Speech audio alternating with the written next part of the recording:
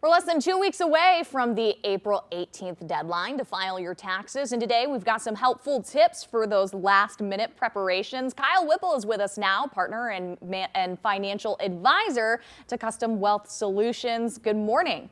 Good morning. Thank you for having me. Of course, thanks for being here. Some of us are last-minute people, so what advice do you have for those last-minute people?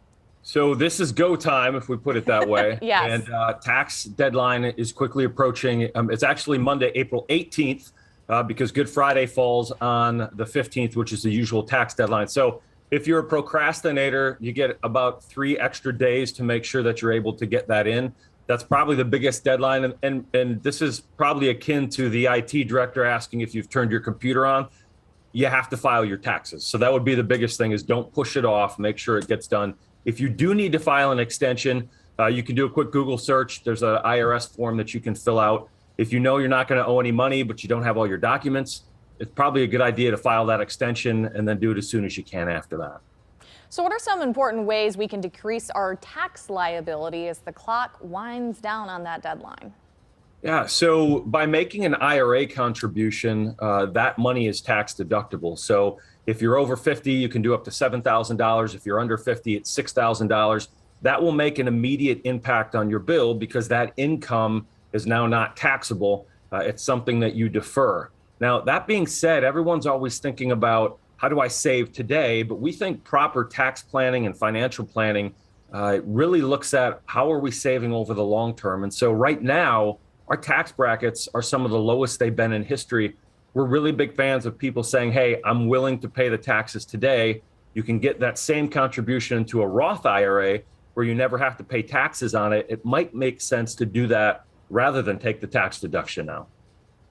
Now, there were some changes in 2021, some tax changes. Can you briefly describe what those are, how they're going to be impacting people, especially as they're filing last minute? Yeah, I think there's a few things. The child independent care credit is fully refundable for 2021. If you've been receiving the advanced tax child tax credits, one of the things to remember is that both spouses, if you're living or a couple that has children, both spouses will get a tax form from that. It's letter 6419 from the IRS. So a lot of times people think, well, we're together. If we got one tax form, we're good. That other one might be lying on the counter, unopened, and it's really important that you look at both of those. If you were eligible to receive the third stimulus that hit in March of 21, that is also non-taxable, just like the previous ones.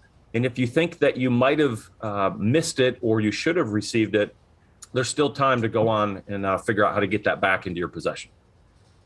So how else can we take advantage of what little time remains to file your taxes? Because if you haven't filed, at least the good news is you have some time to think about what you want to do. Yeah, you got a couple weeks here, which is a great thing.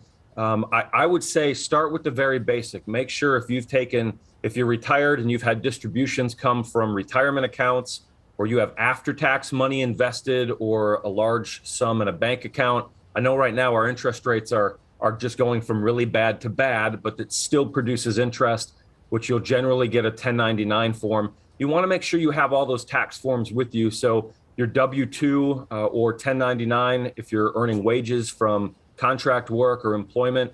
And those are really the building blocks to make sure that your tax return's done. At Custom Wealth Solutions, when we're working with clients, we get a whole lot of calls right now from people saying, I need my 1099, or what happened to this, or I didn't receive it. So go through, figure out where your income's coming from. You're going to get a tax form for each of those, and it's going to show what was withheld for taxes and what amount was taxable on that.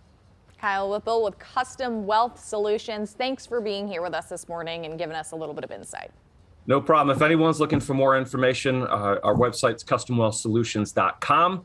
And I wish you the best and good luck with tax season. Yes, good luck. Turning now.